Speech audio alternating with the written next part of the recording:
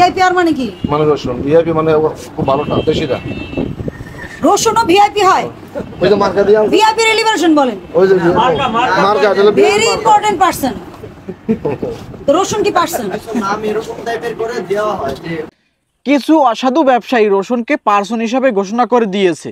অতি মুনাফার লোভে এই ব্যবসায়ীগুলো সিন্ডিকেট কিভাবে করে দেখছেন। এই পার্সন হয় কিভাবে, একটা ব্যক্তি মানে রসুন একটা ব্যক্তি কিভাবে হয়, মানে আমার জুতাটা কি কোনোভাবে একটা ব্যক্তির সাথে ঘোষণা করা যাবে? এই জুতাটাকে কোনোভাবে একটা ব্যক্তির সাথে ঘোষণা করা যাবে বা পার্সনের সাথে ঘোষণা করা যাবে? কিন্তু রসুনও ভিআইপি বানাই ফেলছে দাদুরা। মানে আমাদের এখন সব জায়গায় ভেদাভেদ মানে পার্সন। ওই যে ভিআইপি কইছে না, ভিআইপি হয়েছে কোথায় জানেন? আর নানির পুটকির মধ্যে দিয়ে তারপর বাইরে হয়েছে ভিআইপি পার্সন। মানে রসুন কোনোভাবে কি হইতে পারে একটা পার্সন? কোনোভাবে একটা মানুষ হইতে পারে না। কিন্তু ব্যবসায়ীরা তারা পার্সন হিসেবে একটা ঘোষণা করে দিয়েছে যে এটা একটা পার্সন।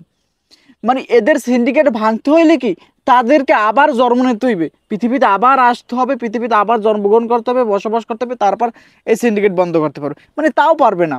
মানে একটা রসুন যেটা বাজারে নিত্য প্রয়োজনীয় মাল, রসুনটা মানে হয়তো এক জায়গায় সেটা বাইসা বড় ছোট করে আবার একটু ধোয়া মাজা করে, যাই হোক যেভাবে করুক না কেন, কিন্তু সেটাকেও তারা পার্সন হিসাব করতে আছে।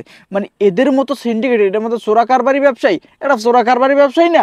মানে রসুন তো এক জায়গায় হয়েছে, ওটা তো আর নানির পুটকির দিয়ে বাইরেই না যে তার জন্য যে রসুনটা ভিআইপি হয়ে গেছে, বা নানির গুদাম দিয়ে বাইরেই না যে সেটা ভিআইপি হয়ে যাবে। এখন কতই গেল, যখন ভিআইপি হয়েছে, ভিআইপিরা খাইবে কারা? যারা বড় বড় র্যাঙ্কে আছে, বড় বড় টাকা ইনকাম করে, ডলার ইনকাম করে, তারা খাইবে। আর গরিব খাইবে কি ওই পচাতো চাইটা? মানে ওরা কি ভিআইপি? এই বদমাইশের ছামড়াগুলো, বদমাইশের লম্পটগুলো, এটা কোনোভাবে কি হইতে পারে যে এটা ভিআইপি? মানে রসুন কোনোভাবে ভিআইপি হইতে পারে?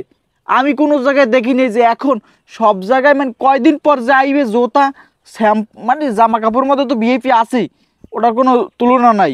আর এখন রসুন খাবার চাল, তারপর গম ডাল, সেখানেও ভিআইপি আসবে। কয়দিন পর হোটেলেও যাবা, যে যাইয়ে দেখবা ভিআইপি ভাত আছে, ভিআইপি চাউল আছে, ভিআইপি রান্না আছে। কারণ সবার জন্য সমান না, ভিআইপি ওয়ালারা টাকা বেশি দেবে, আর যারা গরিব অসহায় মধ্যবিত্ত কৃষক, তারপর দিন মজুর, তারপর রিক্সা চালক, অটো চালক, তারা তো আর ভিআইপি খাইবে না। তারা খাইবে কি যেটা কম আছে সেটা খাইবে। মানে এখন কি মনে করো যে রসুনটারে একটা পার্সন হিসাব করতে আছে? মানে এই ব্যবসায়ীদের অতি মুনাফা লোভে, মানে লোভ একটা এতটা খারাপ সেটাও দেখতে পাচ্ছেন। মানে লোভে ভরিয়া মানে রসুনকেও ভিআইপি পার্সন হিসেবে করতেছে। মানে এদেরকে তো কঠোর বিচার আছে, এদের তো মানে অধিকার নাই, ব্যবসা করার অধিকার নাই। কারণ এই যে মানে একটা পন্থা হিসাব করতে আছে যে অতি মুনাফা লাভ,